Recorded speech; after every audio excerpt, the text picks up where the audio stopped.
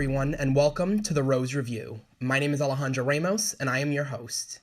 Every week, we will bring you an up-to-date episode of politics both in Connecticut and the United States as a whole. I will be joined every week by Dr. Gary L. Rose, Chair of the Department of Government here at Sacred Heart University and frequent media commentator. Here's Dr. Rose with a few words. Well, hello, Alejandro. This is really an exciting event that we're starting. This podcast, I hope, will prove to be informative to our listeners. And as you already noted, we will be giving weekly updates and discussion and analysis of what's happening, not just in Connecticut politics, but, as you say, around the country. And so it's a very interesting project that we're embarked on, and I'm really glad to be a part of it. Thank you for having me. Of course, thank you. So this week's episode, we're going to be talking about the election results here in Connecticut from the midterm elections, the Senate, the House, and the governor races, and the ballot measure as well. So let's start off, I guess, with the governor's race. And, what were your thoughts about how that played out, and did it play out as you expected? Lamont won with 55% of the vote, and Bob Stefanowski came in second with 43% of the vote. Yeah, it actually did turn out as I had thought and as I was predicting, and I could tell you why. The polls, really starting in the summer and extending right up to Election Day, continued to show the governor with a very substantial lead. And there was very little movement among the voters in those polls. And so when you have, actually it was three different polls. You had the Emerson poll, the Quinnipiac poll, you had the Western New England University poll. And they all showed the governor with a sizable lead over Bob Stefanowski. And like I said, over time, I kept looking at how much movement is occurring, and there was almost none. And so it seemed to me that this election was baked quite early. Yeah. And the voters had made up their mind, and that there wasn't anything that really Bob Stefanowski, who I think ran a very good campaign, could do to turn that around. Sure. And with the results of the election, why do you think so many people supported current Governor Ned Lamont? Oh, that's a wonderful question. First of all, he has good approval ratings. Mm-hmm. People actually do like this governor. And, a good deal of voting, what I think people underestimate is that it really is, it really comes from the heart, whether you like someone or not.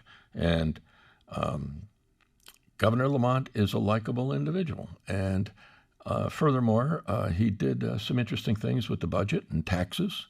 He did say that he held taxes, down. Of course, Bob Stefanowski challenged that, but he also, I will say, proved himself to be a crisis manager during the pandemic. He got very high marks for that. And in the last couple months, he also, quite frankly, gave tax rebates to families with up to 3 children. He also gave some grant money to businesses in the, not the entertainment field, but the hospitality field. And then there were, of course, bonuses given to people, that was called hero pay for people who worked during the pandemic. So do I want to say that the governor was handing out a lot of, benefits to people just prior to the election? Of course he was. Yes, and that's what governors do. And the power of incumbency was on full display doing that. And so additionally, we can't underestimate, and I know this could apply to some other races we're going to talk about, Connecticut is a blue state. Voter registration in Connecticut is very much on the Democratic side, 38% the last time I looked. The Republican registration is 20%, almost a 2-to-1 margin. Mm-hmm. And then you have a sizable number, about 42% of unaffiliated voters, many of whom lean Democratic. And so you put it all together, and then, of course, the surplus, the COVID money that the governor had to help balance the budget, and how that was used, although Stefanowski claimed he sat on too much of it. Put it all together, and I think it spells why the governor won by 11-12%. Sure. And if I remember correctly, his administration was under investigation at some point under his term. Do you think that that had any effect in the race? Do you think that if those investigations wouldn't have occurred, he would have won by a wider margin? No, I don't think so. And I know what you're referring to. It's the Costas Diamantis Yes. scandal, which when he was with the Office of was it Policy Management, I believe it was, and there were these school construction grants that were going on, and whether or not there was preferential contracts given to individuals, and then there's some other problems too down in New London with a pier, being built. Bob Stefanowski tried to capitalize that, and when he first launched his campaign, he did remind voters time and time again that the Lamont administration was under federal investigation, but it never really grabbed voters, and those who read about the issue and learned about it probably felt, it seems as if the governor really is not involved in what went on with Diamantis, and I'm not even sure where that's going right now. And it all of a sudden seems to have fallen off the radar. Yeah. It was for a short while kind of a big issue, federal grand jury investigation, and I believe there's still one going on, but it never really caught hold as a campaign issue. So I could understand why Stefanowski would try to use that to his advantage, and there was every effort to do that, but it never made much of a difference in this campaign. Thank you. So now we can move into the House races and how you think everything panned out there. I have here right in front of me, races have been confirmed and reported on. All 5 races have been called for the Democrat, the closest one being CT5 with Johanna Hayes. She came in with 50.4% of the vote, and her challenger, George Logan, with 49.6%. Let's talk a little bit about these races and, why we think they went in the direction that they went in. Well, yeah, every incumbent won re-election, Yes. and with the exception, as you say, of the 5th CD, by hefty margins as well. And that is largely because once again, the incumbent Democrats, ranging from the 1st, 2nd, 3rd to 4th district, and even 5th, which is why Hayes won, they've been pretty good in terms of servicing constituents. And it's not so much that these are people of vision, but yet they do a lot for their constituents within their districts. They have good staffs, and they all 5 members of Congress engage in what we call bipartisan casework, where they solve problems for constituents, whether it's a veterans issue or a Social Security check, not coming in time, or Medicare issue, whatever. And they use their staffs very effectively, and people appreciate that. And I think that if you really did a deep dive into the numbers, like Larson getting 61% and Joe Courtney getting 58%, you would see that not only do Democrats vote for them, but also there's a swath of moderate Republicans as well that probably are voting for these congressmen because they're doing a lot for their district and bringing home what we call the bacon, which bringing jobs in, federal grants into the district. And so that explains it. And that's what incumbent congressmen can do, is they can do a lot for their constituents. Absolutely. Yeah. The one that surprised me that I have here, I know to one of our classes we had both candidates come in, both current Congressman Jim Himes and his challenger Jamie Stevenson. I was surprised that there was such a wide gap there in between the two. Himes won with 58 and Jamie came in with 41%. Did that surprise you as well? Were you expecting the gap to be a little closer? I thought it might be a little closer. It didn't surprise me at all that Jim Himes won that race. If you look at GovTrack, which is a website that places members of Congress on an ideological spectrum, you see that Jim Himes is placed really right in the center of the spectrum. And that's really where the 4th CD is. It's largely a centrist district. It's been actually transitioning somewhat from a very moderate Republican district to moderate Democrat. And so Jim Himes is right where the voters are in this district. He's done a good job of that. Jamie Stevenson, 10 years as Darienne's first select woman. Great candidate, I thought.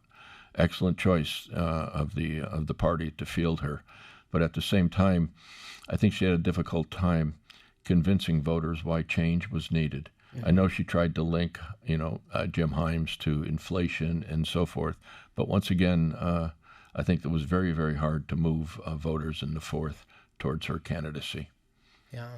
Well, I thought they were both very well spoken when they came to class. They were. And I actually ended up voting for Jim Himes. He convinced me when he came into class, was very moderate, Yep. and really made a case for why people should vote for him. I thought it was interesting his standpoint when we discussed about Ukraine, when he posed a question to us, and whether or not us, the students, and there were about 30 of us in class, whether we thought the United States should get involved in Ukraine and in Taiwan, and not a single person raised their hand. I know. And that was very interesting because it was nice to see, sure, we ask all these questions, but for the politicians that represent us to actually say, okay, now I want to hear from you guys.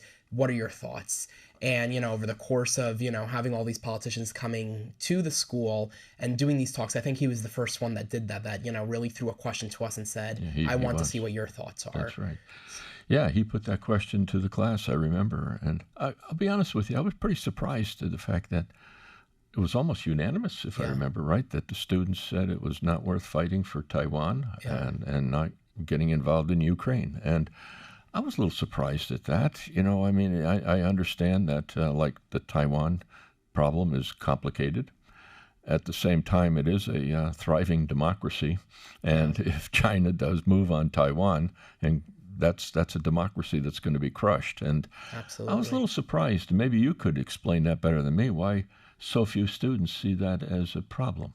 Sure. So I think that the student perspective on it is if we end up going into a big war and then they end up doing a draft, it's us going overseas. So that's it. And I think a lot of students feel that we have so many issues here at home that, we need to start focusing on the Second Amendment, abortion rights, student debt, high taxes, crime, with the students that I talk to here at school, whether if you're a Republican or a Democrat, a big issue to a lot of students nowadays is crime, which, you wouldn't really think that would be an issue to students. Because, you would think that would go right over their head and they're like, oh, I don't need to worry about any of this. Right. But a big issue to students today is crime. We've had students not here necessarily on campus because campus is safe, but they go off campus or they go back home in Connecticut and they're like, oh, our car got broken into, or this happened or that happened. So that's an issue that's really forefront for students, as well as the other issues that I mentioned and many others.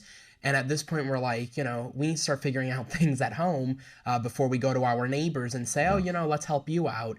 And I think that's really where the rift is, and what the students are feeling. Yeah, they don't see really the magnitude of the problem, perhaps, though, in that they're more concerned about their everyday lives here at home. And it is true. I mean, if we went to war in Taiwan, as Jim Himes said, think of the thousands of people that would die. But then again, on the other hand, you have to wonder, what are the long-range consequences of letting Taiwan go? And that's another issue. So I know that we're not here to talk about foreign policy today, but maybe that could be another podcast. Absolutely. Yeah, sure. So I'm sure we could expand on this a bunch. We can. Yes, we can. Yeah. Is there, from any of the other races, is there anyone that you think that we should discuss and touch upon? I know CT5 was big for me because I thought, it was so close compared to the other races, and the fourth as well, just because of the spread. But is there any other one that you think that, we should be discussing today and go into a little bit more depth with? Well, there was an interesting race that took place in the 3rd Congressional District, and I'll tell you why. I mean, that was my former colleague, Dr. Leslie DeNardis, who was challenging a very entrenched incumbent in Congresswoman Rosa DeLauro. And normally, Rosa wins by even larger margins than that. And so I would say that was interesting. The DeNardis name is pretty good in the 3rd CD. Her father was a congressman from that district. And plus, Leslie herself has been involved in Hamden politics. And so I noticed that actually with the exception of the 5th CD, actually Leslie, who a very good friend of mine, actually ran much better than other Republicans, and that was I thought that was an interesting race. Over in the 2nd CD, where Joe Courtney once again was reelected. They put up a good candidate, the Republicans, that is, in Mike France. But yet Joe Courtney does an awful lot with defense industry and, the submarine base and all of that.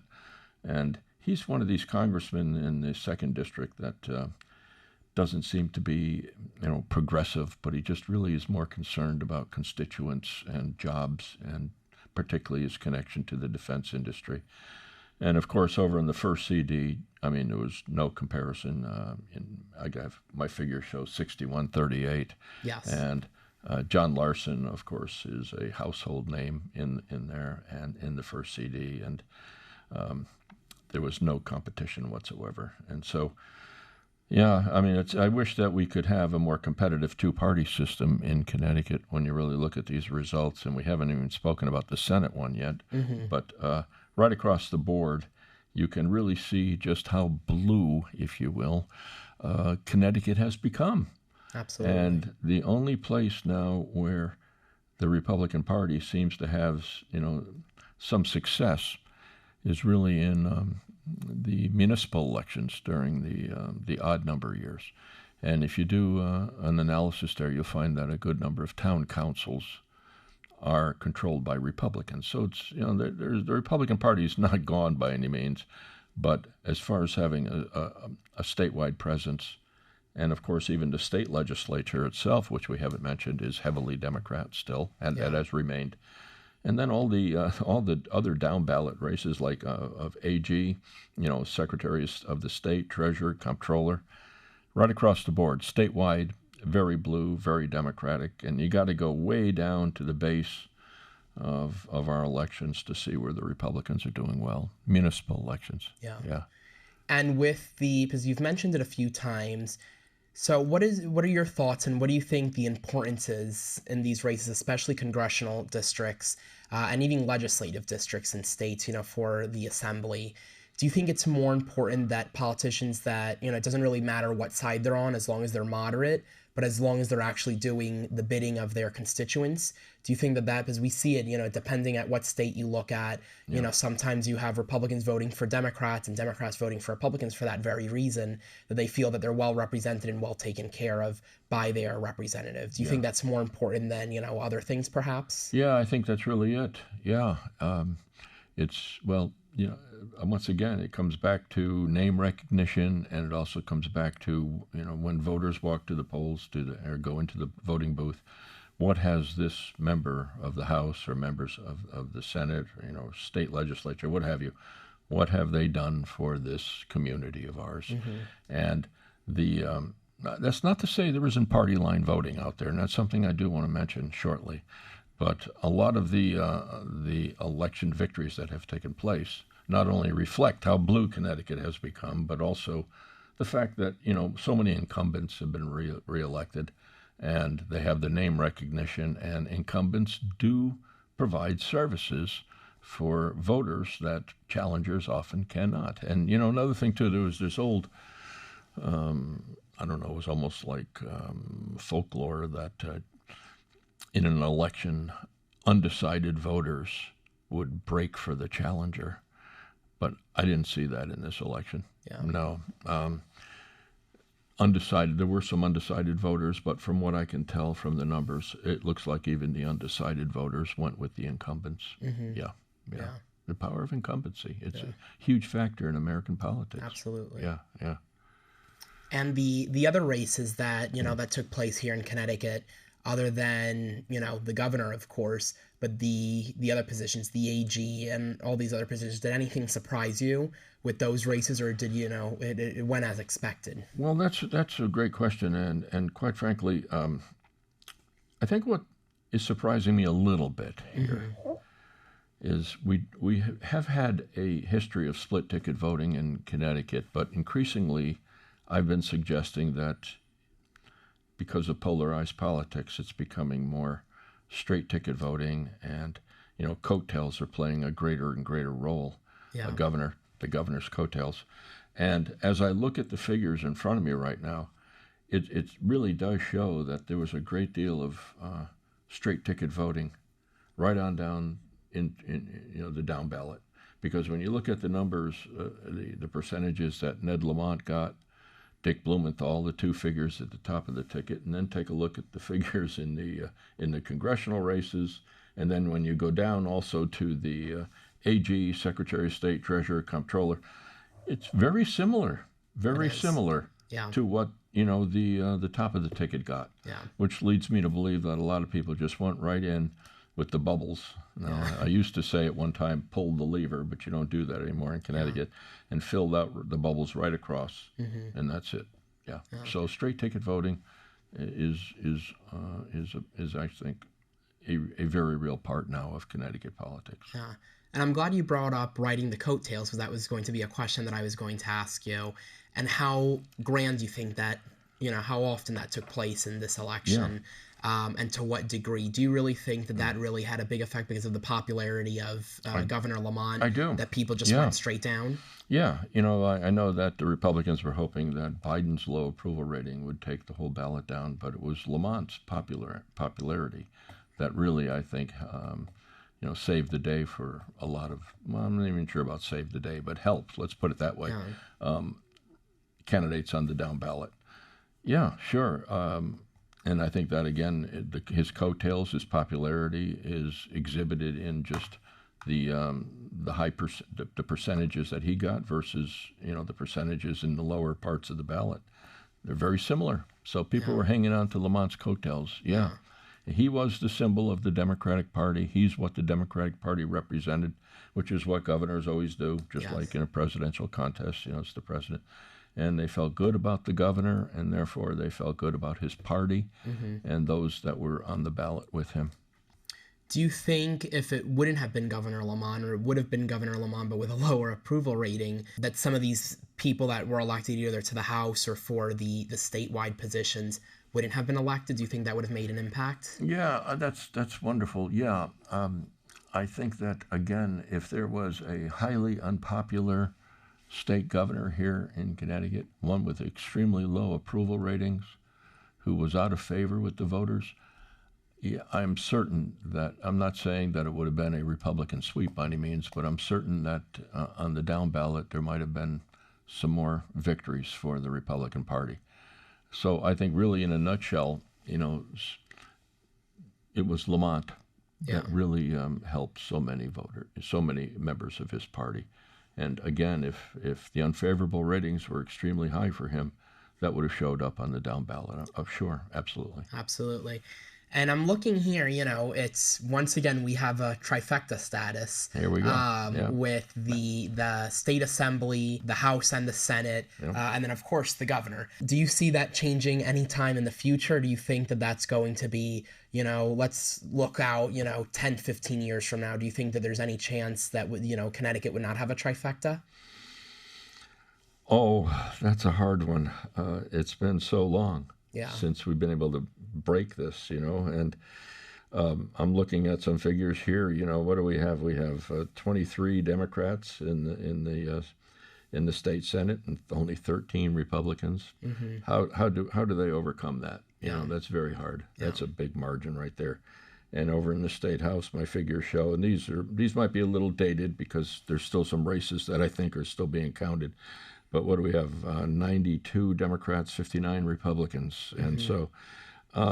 The margins are so great. I think Republicans could close it somewhat, and we have a presidential race coming up, and maybe the top of the presidential ticket could affect some of the down ballot races down here. But I will still say that to close that gap, it's going to be really very difficult, between the two parties there. Absolutely. And I'm looking here for the state Senate, not a single incumbent lost. No. There's still a few races that are too close to call. Like one here, the one that represents us here at Sacred Heart, Tony Wong. He's at 50.4%, and Tim Gavin, his challenger, at 49.6%. Yes. Is that a surprise to you? Yeah, it is. Yeah. Tony, because he is everywhere. Yeah. Tony, he's as visible as Blumenthal. Yeah. Only on a smaller scale. Yeah. And that's a little surprise to me. Sure, it is. I'd like to see the results, as broken down by town, which covers his district, and then again match it to how Lamont did, and Stefanowski in those areas. But yeah, that's a little surprise to me because Tony is a real workhorse as a state senator, and he was a state rep before that. And everyone knows him, and he's visible all the time, and he does a lot of things for voters. And so I think, again, that comes back to just what we were saying, is the coattails of the governor, probably. Yeah. To me, that's, looking at that now, that was those races I hadn't looked at yet. The House and the Senate, I'm scrolling and I'm seeing him, and I'm like, well, that's a little too close. Yeah. Because I'm used to him winning by a larger margin, and he's always whether if he's on campus, he's in downtown Fairfield, he's in other towns. Right. He's very visible. I think I see him more often than my reps back at home in New Jersey. Yeah, every event I have on campus, he appears. Absolutely. Right. I know. So to me, that was a little shocking. Yeah. And it's also interesting that they have yet to call the race. Yeah. It's so neck and neck. 95% of the vote is in, or over 95%. But there's a very small spread in between the two, so we'll have to keep a close eye on that. Sure. And then before we jump to the Senate race, I also wanted to touch upon the state ballot question that was put on, which was whether or not we were going to allow early voting, and if the state constitution should be amended to allow in-person early voting, something Connecticut currently forbids. The ballot initiative passed 60% for yes, 40% no. Tell me a little bit more about, why you think, I know it's a very controversial thing in many states. I was certain that it was going to pass here in Connecticut, but if you could give me a little bit more insight on that here in the state. Well, it was presented to voters, I want to say 2014, I think, the first time it came out, and it failed. I knew it was going to pass largely because people got used to early voting during the pandemic when everybody had an absentee ballot. Yeah. And voters liked it. And they didn't have to wait for Election Day. They could get their ballot in. I'm sure that a lot of voters thought, hey, this is a pretty good thing. I don't have to stand in line, or I can really get my vote in much earlier, and then I'm done. And this is, if I understand it correctly, though, this is in-person early voting. Yeah, this is. Do you think that made a difference? No, no. Oh, the fact that people... That it was in person. In person, I don't think because it I know that difference. in other states, it's been controversial because some politicians say, well, you shouldn't get your ballot weeks in advance. Right. You fill it out and send it in. Yeah. So I was wondering if you think that made a difference, if the initiative would have been for all type of voting, or just because in this case it was in person, if that's why we think it passed. No, I don't think that made a difference. Okay. I think this passed largely because of the experience people had during the pandemic election. And furthermore, what a point about this too is we are actually one of the, I can't say few, but I think right now it's like over 40 states have early voting of some sort. And that was promoted as well, to think, hey, Connecticut, let's get in line here, Sure. Let's get going. And people go, they see other states with early voting going on, and people go, God, I kind of like that, you know. But another what bothered me a little bit about that ballot issue, that referendum item, I should say, was it did say, are we going to give the state legislature the authority to create early voting? But it didn't say how soon in advance. So I don't know what the state legislature is going to do on that. Sure. Are we going to have early voting a week before, 2 weeks, a month? I mean, are we going to have election month in Connecticut? You know what I mean? Yeah. As opposed to election day. So we'll see what they do. And I will say also something, too, while we're on the subject. It is a partisan issue, as you well know, as a political science student. Anytime you have voting reform, it's very partisan. Yes. And so I've been asked several times, who's going to benefit from this? I can say with almost certainty, the Democratic Party will benefit from this. Yeah. And that you have more of them out there, and get elderly people too, and nursing homes. You get a lot of people, mobilized to vote early, and you're going to win more elections that way too. So Sure. I just wish that the referendum item was a little more specific on how many days. I think that might have made a difference. I think so too. But again, the margin, as you've already pointed out, 60-40, 20-point gap. Yeah. I mean, overwhelming support for it. Yeah. Wow. I did think that was an interesting question. I had the same issue that it was, that there was no specified time. We're just tossing it to the state assembly, and they could do with that as they please. So they could we can make election year if they really wanted to. This election is over. We put in legislation that you have the whole year, or as soon as the primaries are over, to go at it and start voting. So I think that's a point of concern. And let me ask you this: do you think that this at all plays into voter and election security? Do you think that this could affect elections in the future and whether or not they're going to be as secure as they are now in the state of Connecticut? Well, I'm not sure what the security problem really is with this. I know one reason some Republicans were opposed to it, they said it was an unfunded mandate, in that this is a law that we have to abide by, but yet who's paying for the extra poll work, people to manage this. But as far as security goes, if it's in person, I'm not sure what the security problem is. Maybe somebody knows more about that than I do. I mean, it's not as if it's mail-in. You know what I mean? So you don't have the postman gathering up ballots. And so I'm not sure exactly what the security problem is. So right now I'm not too worried about that, because I think in states that have in-person early voting, I don't believe there's an awful lot of fraud or problems that are occurring. And what is interesting here, I should say this, that we went to EDR a while back, Election Day registration, and that makes it easier for people to register. Now we have early voting in Connecticut coming. So what's the next item for reform? I'm almost certain voter ID. It's one after another. We do have voter ID in Connecticut, and we have various forms of ID you can demonstrate, but I think that you're going to hear more about, do we really need voter ID? Massachusetts doesn't. Why don't we? And so it's going to be a cascading type of development here, I think. Well, I think I agree with you in the sense that because it's in-person voting, we won't really have any issues. But I know that it's a big Republican talking point they always say, and the integrity is going to be gone now because it's early voting. But I think that as long as, I think I might have taken a little bit of an issue if it would have been mail-in. But I think in person, there really is no issue. If we're giving people the opportunity, their right to go out and vote and exercise their right to vote, I don't see why it should be an issue. I don't either. No, I don't. And it will generate, we have pretty high turnout in Connecticut anyway. Yes. And you'll have even higher turnout now. Sure. Well, we'll have to see. I thought it was interesting. This was the first election that I had to present my ID because back home, there isn't. New Jersey, there's no ID. There's no ID. At least, I've never been asked for my ID. I go, it's the little lady my lunch lady since elementary school. I go and I'm like, hey, how you doing? How are the grandkids? We have a conversation for 5 minutes. I sign my name in the book, and I'm done. Here I handed my ID. I gave them both my driver's license and my school ID, and I didn't have to sign anything. They just crossed my name right off the list. They gave me the paper. I went into the little booth. I did what I had to do, and I was done. So it was very interesting to vote here in Connecticut for the first time because last year I requested an absentee ballot, and that's how I voted back home. So that was definitely an interesting part.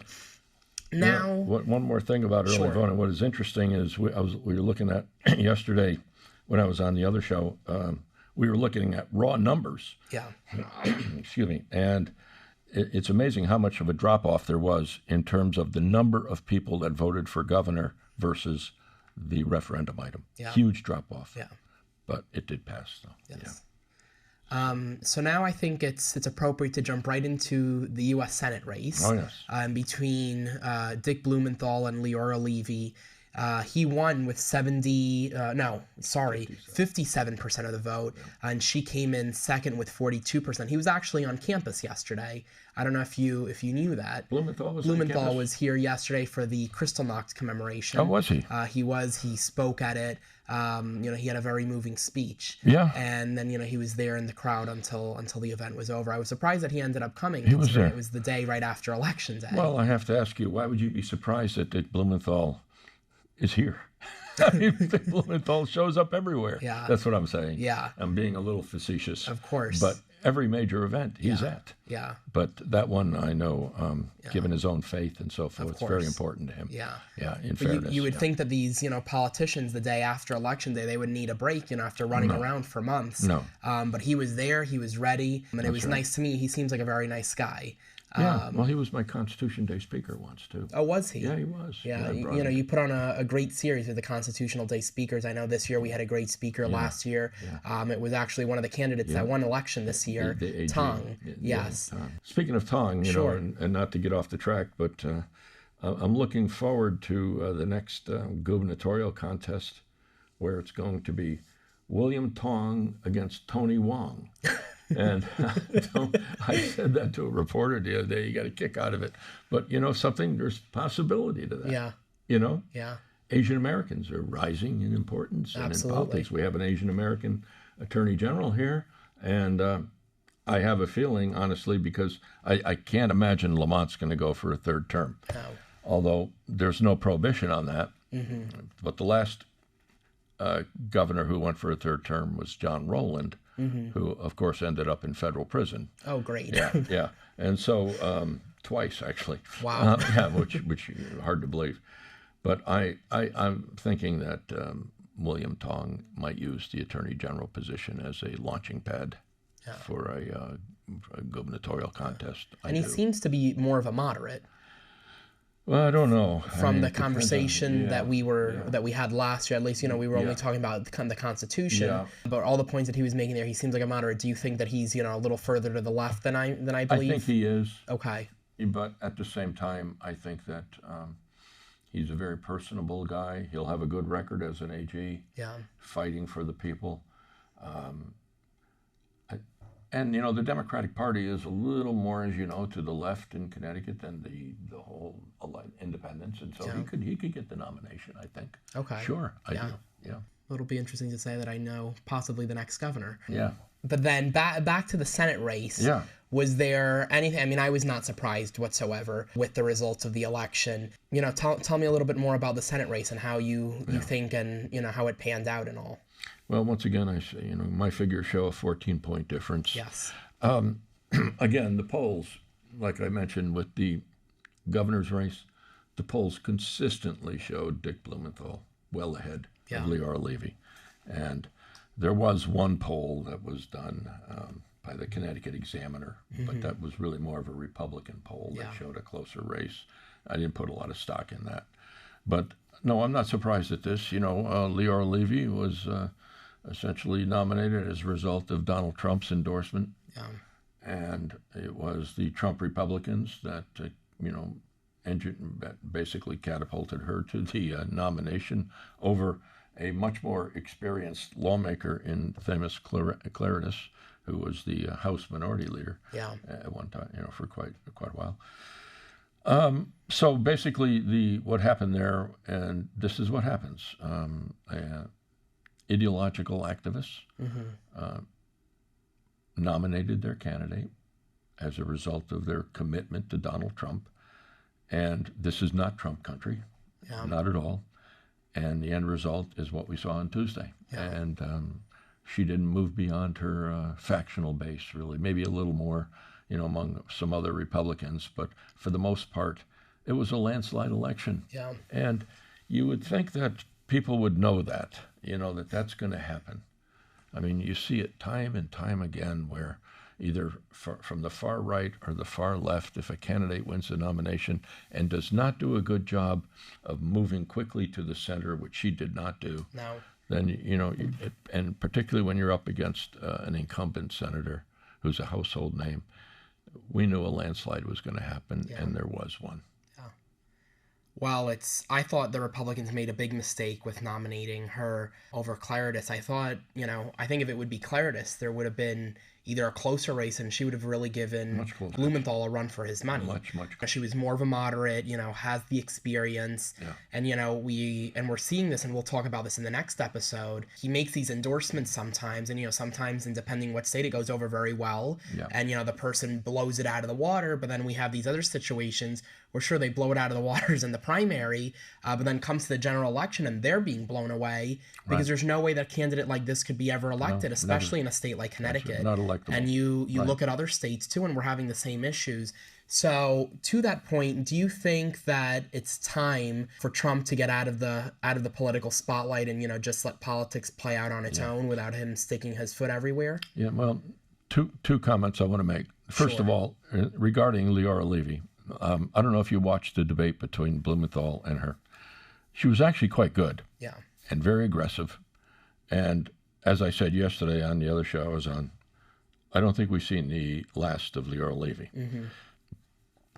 Now, to your other question, is it time for Trump to get out? I wish he would, because it actually goes back to Jim Himes's visit in our class, too, and I felt this. I find something really, I don't know, just so anti-American, actually, for people to be so committed to one person. Absolutely. Which structures their thinking on politics. I mean, it really does almost have the trappings of like a cult, and that troubles me. It does. And I would like to see the Republican Party a much broader based party, not controlled by just one dominant personality like this. And so, do I want him to get out of the? And I guess he's going to declare next week, isn't he? I think that's what they're saying. I think that's what's going to happen. I wish he would. And I think it would be one of the best things for the Republican Party. And I think it would allow the Republican Party to also have more viability in a number of states. Yeah. Yes, I do. I think that Trump is not going to help the party at all. Yeah. His supporters will be, laughing at his jokes as always and, loving everything he says. But in the end, the election result will not be favorable. Yeah. It will not be. Well, I think that I agree with you. I think it's time for him to go. And to me, I see it as a very sad thing. I'm more conservative, as you know, but I'm definitely a moderate. Sure. It's funny because we sit in class and, we have all these discussions and I put the Democrats against me and the Republicans against me. Yes, and I'm always the lone guy in the middle, fending both off. But I really think it's like a poison that Trump has been. That, maybe was he the shakeup that we needed in D.C.? Possibly. Yeah. Oh yeah. But I think it's running its course. You're continuing to shake. It's like shaking a baby. So at some point the brain is just going to go loose, and you've done not a good thing. Yeah. So I don't know where at this point we're at, and what's next. Sure. I mean, we saw it with Obama. People loved Obama. But no one praised Obama like a god. Right. And that's what we're seeing with Trump, is that he's put up on a pedestal, that he's not like us. He's better than us. He's a god. And, we see it everywhere, even in the most liberal states, people, putting him up to this pedestal. Sure. And I think it's really a danger to democracy. Yeah. What's stopping...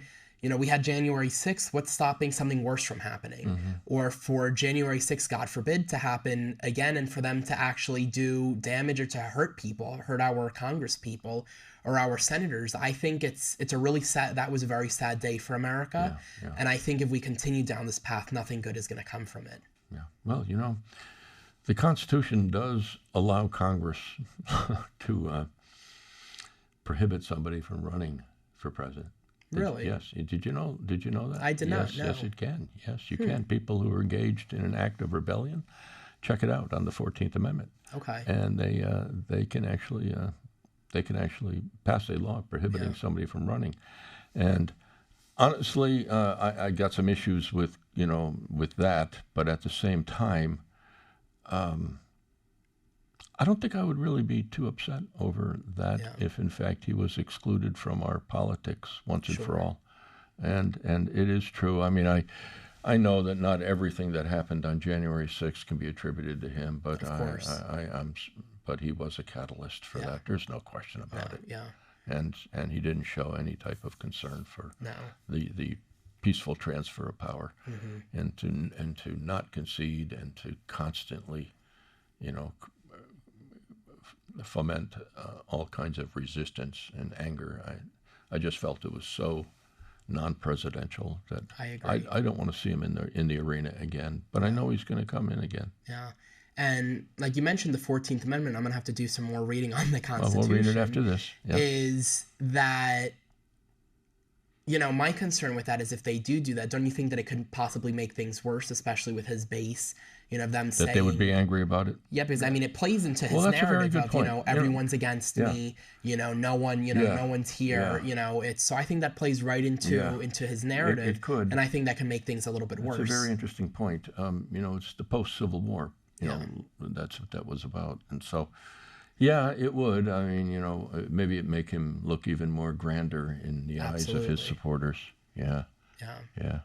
Because you would solidify that support of, again. That's right. Because he says all the time, the media is against me, the politics is against me. Now the Constitution. The institution's against me. Now the damn Congress. Constitution is against I can't me. Run. Yeah. Now I can't do anything. And then, I think that although in a way that would be a good thing, because I think it would be quite horrible for him to run again. The state that the country's in, we need someone that's going to unite the country. We need someone that's going to be able to do all of this. I don't think he's the person, but, it does give him the pedestal to then, harp on that box and say, it's everyone's against me, and they truly are, because they passed a law that I can't even run for president. It might even, you're right. It might even make him more appealing to some people if that was to happen. But, Yeah, sure. Well, I think we covered basically everything we needed to with the Connecticut state politics today. I think we did. And the elections, we covered a little bit about the national. So we'll be doing that, and then in the coming weeks, we will be jumping right into the presidential race for 2024, the issues that are going to move voters, what's going to drive people to the polls. Hopefully we'll have a few guests here and there. And, I think we're pretty set up for the future. So, Dr. Rose, thank you very much for being here with me today. My pleasure. And I'm looking forward to the continuation of this podcast. Thank you very much. And I really enjoyed our discussion. I'm looking forward to next week. Absolutely. Sure. Thank you all for listening, and we'll see you here next week.